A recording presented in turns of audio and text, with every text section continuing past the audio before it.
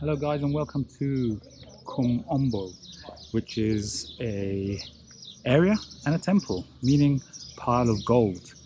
So this is quite an interesting temple and very unique because unlike a lot of the temples which are usually dedicated to one single god, this one's actually dedicated to two. So there's a left side and a right side to the temple, one being the god Sobek, which is the crocodile god, and the reason for that is because there's an island. If you just look just beyond where that boat is over there, all those palm trees, that's where pretty much all the crocodiles of the Nile used to live at one point. So this temple became dedicated to them,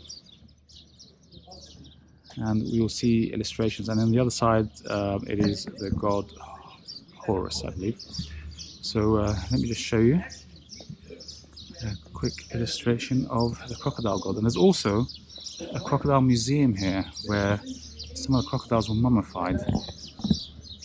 You can see here in front of me on the left side, which is the left side of the temple, there's the god Sobek, and next to him god Horus. And there's a king there getting showered in keys of life, which is water in this case. So the area we're in right now is the open court area. As with other temples, this is the public area. But what's unusual about this one is that there is this big block here in front of me, and this block basically was the sacrifice block, where they would bring their animals, kill them, and then through these little drains here, the blood will go into them and run out back into the Nile. So now we're moving in further to the temple. We're on the right side of the temple. This temple is very interesting, and unlike a lot of people, there's a bit of a scandal that went on here. Bear in mind, this is a Greek era temple, and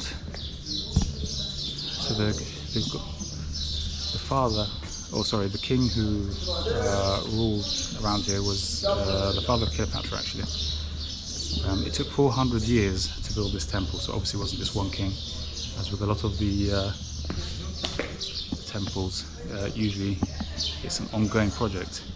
Very, very few kings or queens ever finish their temples completely. And here you can see on the wall here some really good illustration with the god of the Nile down at the bottom here. And then you see at the top, the crocodile.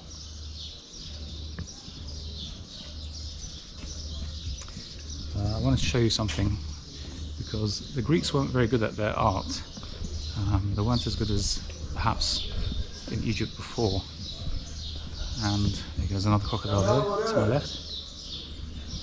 And they made some mistakes during the illustrations, which were quite interesting. So we're going back to that same image which I showed you outside.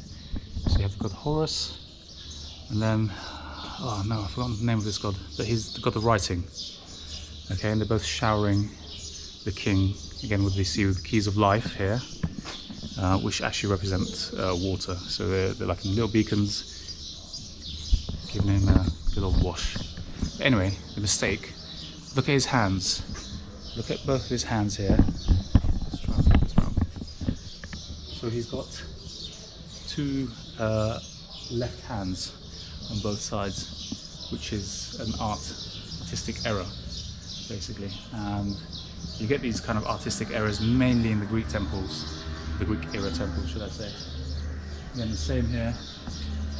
You have the two queens, one with the crown of Upper Egypt, one with the crown of Lower Egypt, and if you look at his head, both those crowns are united, meaning that he's the king, he controls a lot.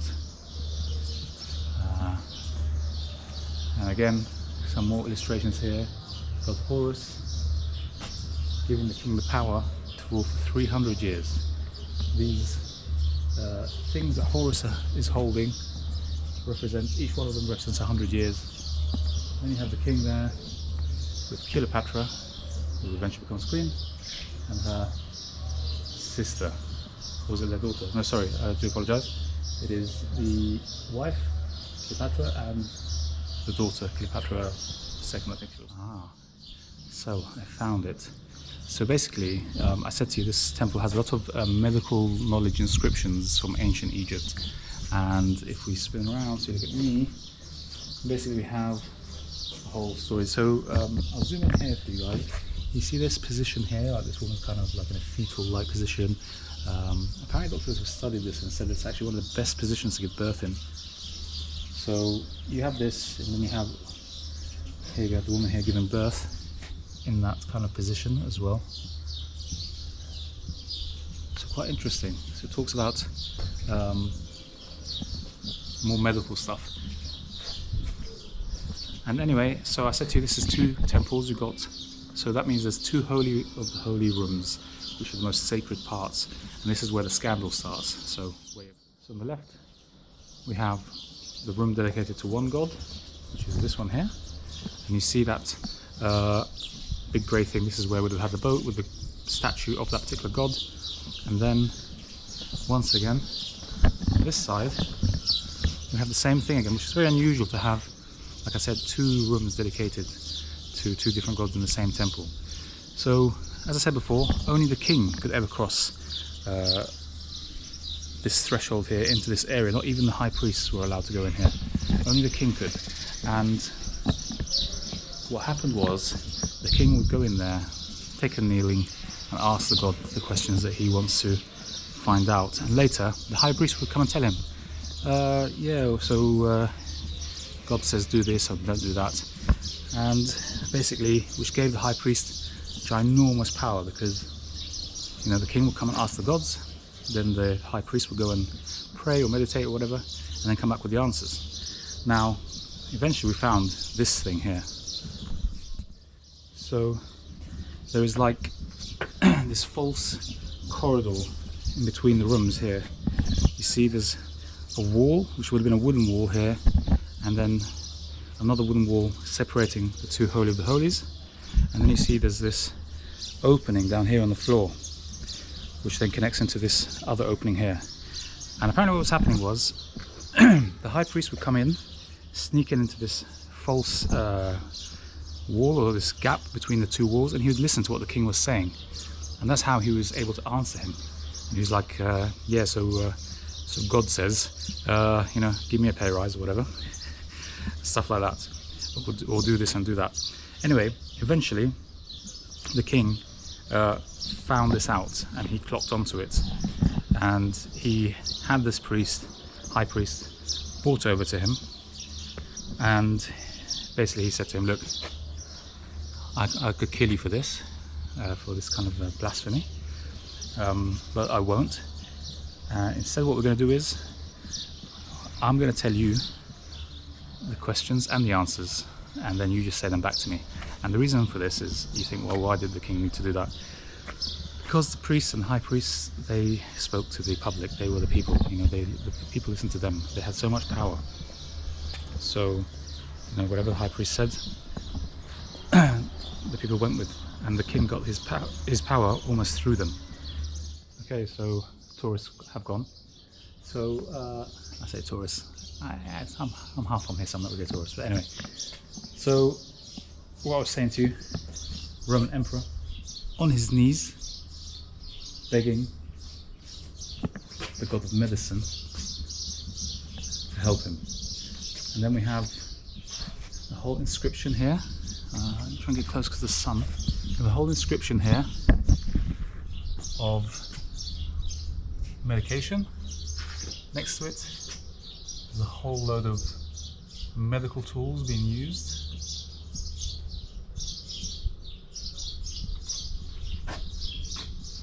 And we also have evidence here of glass eyes being used in ancient Egypt. This here is a glass eye. So there is a story about the priest always offering one of the gods a glass eye because he lost an eye in battle. So we know that they had glass eyes back then, which is crazy. From drinking water to measuring flood levels. for storing crocodiles. I'm going to put you over here, look down.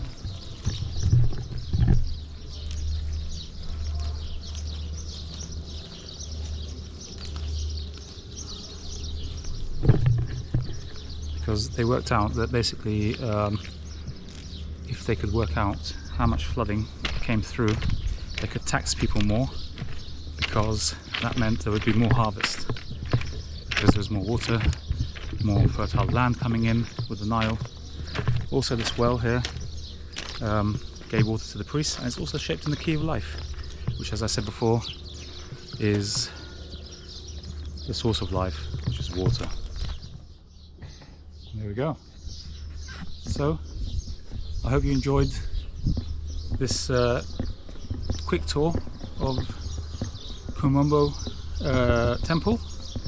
I'm now heading over to the Crocodile Museum, which is right next to it, which is full of mummified crocodiles, because, as I said, this is a temple dedicated to the crocodile god Sobek.